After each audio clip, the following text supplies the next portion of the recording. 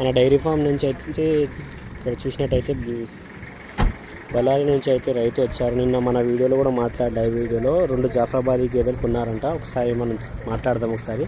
ఇక్కడైతే ఇక్కడ కూడా చూసుకోవచ్చు, చాలామంది రైతులు ఉన్నారు, ఇక్కడ కూడా వస్తూనే ఉన్నారు.